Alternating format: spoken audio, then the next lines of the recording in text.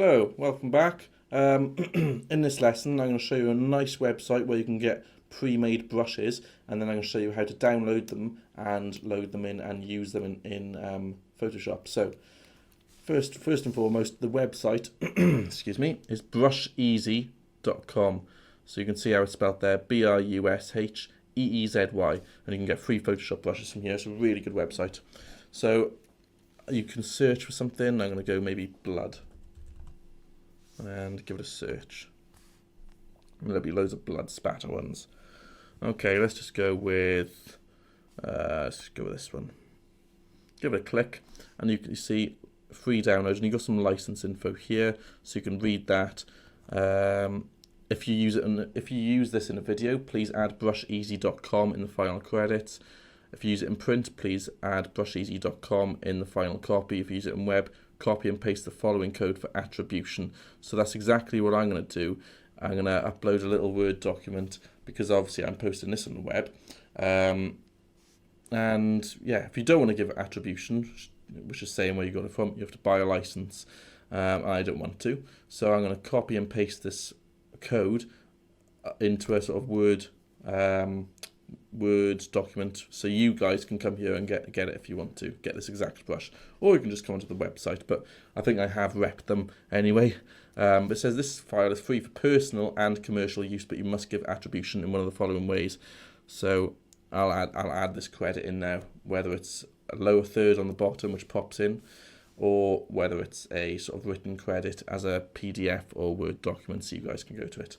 Anyway, I will do that afterwards. So if we go click free download, your free file will download in 1 second. There you go, and now it's going to be downloading. So I'm going to show in folder, just click and drag this to my documents, to my desktop, sorry, and we will start unzipping this now. I'm not a big Mac user, so I'm not sure how you deal with. I think you can extract zip files on a Mac. Yeah, if you just right-click it, go extract here. There we go. And if you double-click in this folder, what we've got is an ABR file. Okay, and that's what Photoshop wants. That's basically a brush file. So if we come back into Photoshop, I've got a new layer. I've got my brush selected. If we come up to this up here, just click on the cog and go import brushes. Okay, now I'll navigate to my desktop, and where is it? Blood spatter brushes. And if I click this, click load, this little thing by here just got, the scroll wheel just got larger, so I'm going to close all these folders. Yours will appear at the bottom as in icons, but mine is a folder. So I've got blood 1, blood 2, blood 3.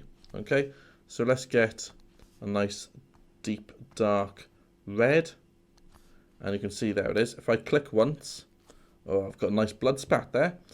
Obviously if I click and drag, it's not going to look good. So a lot of these brushes, you use them just to click once. Let's have a look at another one. So blood 7, there goes another one. Let's have a look at blood 12, another splat. There we go. So basically, that's how you download and install brushes. Just make sure that wherever you're using it for, again, give a little read to this license thing in here. Just make sure that you're doing right by the person who created it, because somebody did actually put time and effort into making this. So mine will pop up, as I said, as a lower third or a sort of document which I attach. But yeah, that's how you download and load brushes in. You can do loads. I mean, there's loads on here, absolutely loads. If we search for, I don't know, what should we search for? Christmas. Even though it's not Christmas, it's the middle of February. You've got loads of Christmassy stuff. So you've got Christmas tree icons, which you can just use as a brush.